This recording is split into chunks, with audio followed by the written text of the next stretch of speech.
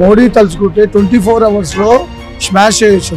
మనం దీన్ని ఒక అంటే దాడి లెక్క కాకుండా వాళ్ళకి మనం అంటే ఏంటి, మనం భయం అంటే ఏంటో తెలియజేయాలన్న అంతే. బట్టలు ఇప్పి మరి వాళ్ళు కన్ఫర్మ్ చేసుకొని చంపడం అనేది కూడా చాలా దారుణమైన విషయం. పహల్గామ్ అటాక్ లో కొన్ని ఇంటర్నేషనల్ మీడియా ఛానల్స్ ఏంటంటే వాళ్ళని ఉగ్రవాదులని కన్సిడర్ చేయొద్దు, వాళ్ళని గన్మెన్ లాగా మాత్రమే కన్సిడర్ చేయండి అంటారు. అసలు ఈ అటాక్ ని అలా చూడాలి. యాక్చువల్గా చెప్పాలంటే ఈ అటాక్ వల్ల పాకిస్తాన్ వాళ్ళకి ఒక భయం అనేది లేకుండా పోయిందన్న. ఇప్పుడు చనిపోయింది సామాన్య ప్రజలు అన్న. అక్కడ చాలా మంది అంటే మొన్న అంటే ఎగ్జాంపుల్ గా చూసుకుంటే అక్కడ ఒక జవాన్ చనిపోయాడు అన్న. అంటే ఒక నేవీ ఆఫీసర్ చనిపోయాడు. ఒక 6 days కిందటే పెళ్ళి అయింది, వాళ్ళు అలా చనిపోయారు. అలా వాళ్ళు ఏంటంటే మన ఫస్ట్ ఆఫ్ ఆల్ మనం వాళ్ళని స్వేచ్ఛగా అంటే ఎంత దాడి చేస్తున్నా కానీ మనం వాళ్ళని సహనంగా చూసుకోవడం వల్లే ఇలా జరుగుతుందన్న. మనం కూడా మన నరేంద్ర మోడీ గారు కూడా కొంచెం దీని మీద బాగా స్పందించేసేసి మనం దీన్ని ఒక అంటే దాడి లెక్క కాకుండా వాళ్ళకి మనం అంటే ఏంటి, మనం భయం అంటే ఏంటో తెలియజేయాలన్న అంతే. అన్న ఉగ్రవాదులని ఎందుకు అనకూడదన్న. ఇప్పుడు వాళ్ళు అంటే కొన్ని ఛానల్స్ అంటున్నాయి పాకిస్తాన్ వాళ్ళు ఎటువంటి ఇన్వాల్వ్మెంట్ లేదని వాళ్ళు అంటున్నారు. కానీ పాకిస్తాన్ ఇన్వాల్వ్మెంట్ లేకపోతే ఆ దేశ ప్రధాని ఎందుకన్నా మరి అంతలా రెచ్చిపోతున్నాడు, వాళ్ళకంతా సపోర్ట్ చేస్తున్నాడు? ఇది ఉగ్రవాదమేనన్న, ఖచ్చితంగా ఉగ్రవాదమే అన్న. నిజంగా చెప్తున్నా, ఇది మతాన్ని ఆదరించొద్దు అంటున్నారు. అక్కడ చనిపోయిన వాళ్ళు ఎవరు ముస్లిమ్స్ లేరన్న, గుర్తించారు. ఓన్లీ హిందువుల్ని టార్గెట్ చేసి హిందూ మతస్థుల్ని, కేవలం హిందూ మతస్థుల్నే చంపారు అక్కడ. ఓన్లీ ఇది అలాగే ఒకలా వాళ్ళు అనుకుంటే, ఇది అంటే మతస్థులు కాకుండా అనుకుంటే అందరిని చంపేయచ్చు కదా. అంటే చూసి మరి కొంతమంది ఆధార్ కార్డులు చూసి మరీ టార్గెట్ చేశారని అది అందరికి తెలిసింది. అది మన ఇద్దరం మాట్లాడుకోవడమే కాదు, జనాలు అందరికి తెలిసిందే. అది మరి ఆధార్ కార్డులు చూసుకొని వాళ్ళని అలా కాల్చడం, దండం పెట్టుకున్నా కానీ వదలలేదన్న అంటే ఇంకా అది ఎంత నీచమైన పని.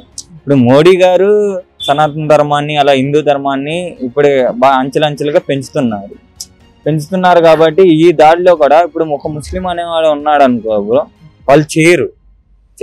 అది హిందూ కాబట్టి ఎమ్మని రెస్పాండ్ అయ్యి వాళ్ళని కాల్ చేయగలిగారు, ఏదైనా చేయగలిగారు. వాళ్ళు చేసిన వాళ్ళలో కూడా మెయిన్ ఇంగోల్ని చేశారు బ్రో. యంగ్స్టర్ని రీసెంట్ గా వాళ్ళు ఒక ప్లాన్ తో వచ్చారు.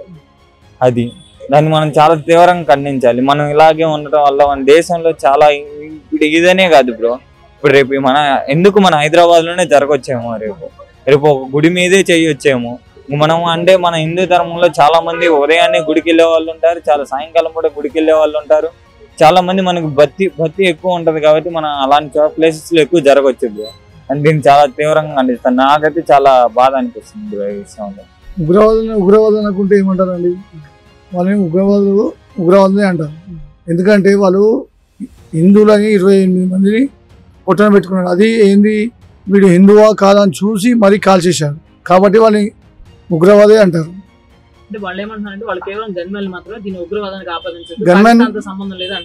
గన్మెన్ కాదు, పాకిస్తానే వాళ్ళకి సపోర్ట్ చేసి వాళ్ళని ఉగ్రవాదులను పెంచుతుంది.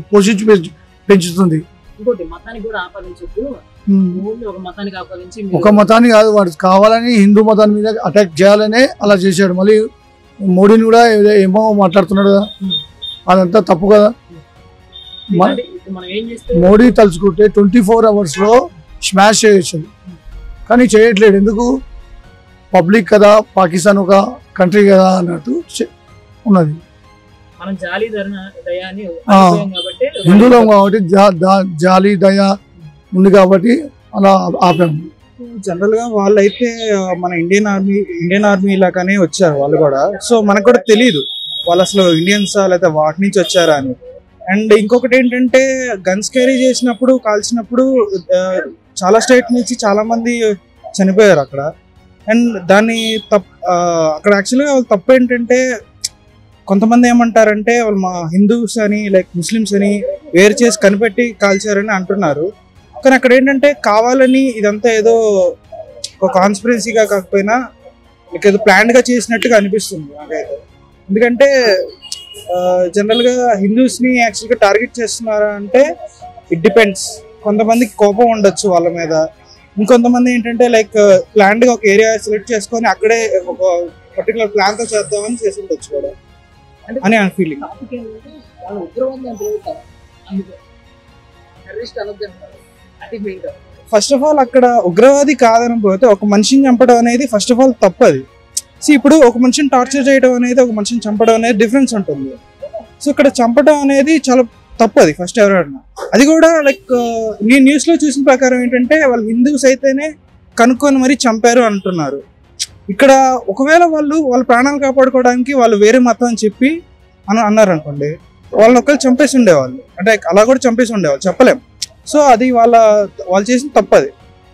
సో వాళ్ళు ఒకవేళ ఖచ్చితంగా ఇలాంటి ఉగ్రవాద ఆర్గనైజేషన్ నుంచి వస్తే కనుక వాళ్ళు చేసిన బిగ్ క్రైమ్. ఎందుకంటే ఉగ్రవాదులకి ఒక మతం అంటూ ఉండదు.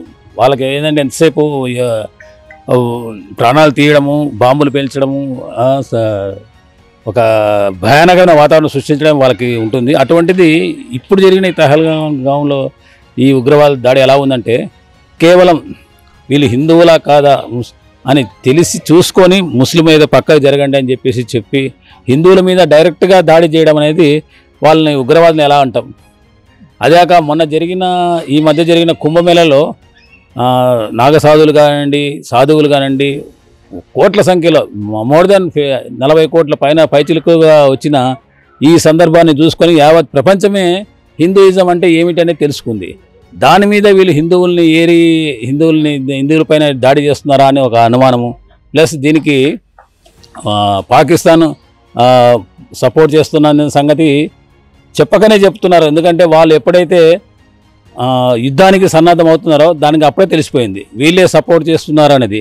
వారికి సైమల్టేనియస్గా చైనా ఎటు సపోర్ట్ చేస్తుంది. చైనా మనకి ఎప్పుడూ విరోధంగానే ఉంటుంది. కాబట్టి వీళ్ళు ఉగ్రవాదులు మాత్రం కాదు. అంటే హిందువుల మీద దాడి చేయడానికి వచ్చిన వాళ్ళే కానీ టెర్రరిస్టులు అనేది చెప్పడానికి కూడా వీలు లేదు. ఎందుకంటే కేవలం వాళ్ళు టార్గెట్ చేయడం, హిందువులుగా చూసుకోవడం, బట్టలిప్పి మరీ వాళ్ళు కన్ఫర్మ్ చేసుకొని చంపడం అనేది కూడా చాలా దారుణమైనది విషయం. అందులో ఎక్కువ మగవాళ్ళనే చంపారు. కాబట్టి ఇది వీళ్ళు హిందుత్వాన్ని అణిచివేయడానికి ఒక పూనుకున్న ఒక టెర్రరిజం అనే చెప్పచ్చు. కానీ భయానకమైన వాతావరణం ఇచ్చేసి హిందువుల్లో ఒక భయాన్ని ప్రేరేపించాలన్న ఒక ఉద్దేశం మాత్రం సుస్పష్టంగా కనబడుతోంది. దీనిపై మోడీ చేసేటువంటి వారైతే ప్రపంచ దేశాలు మోడీకి సపోర్ట్ చేస్తున్నాయి. కాబట్టి మోడీ వెనకంజ వేయకుండా వాళ్ళు కాలబేరానికి వచ్చినా, ప్రాధేయపడ్డా, ఏమి చేసినా ఇప్పుడు ఉన్న సపోర్ట్ని కొనసాగిస్తూ ఇదే మంచి సువర్ణ అవకాశం. ఉగ్రవాదులను అణిచివేయడానికి ఇంతకంటే మంచి అవకాశం లేదు. శాశ్వతంగా అణిచివేయచ్చు. ఎందుకంటే యావత్ ప్రపంచం మోడీ వైపు ఉంది.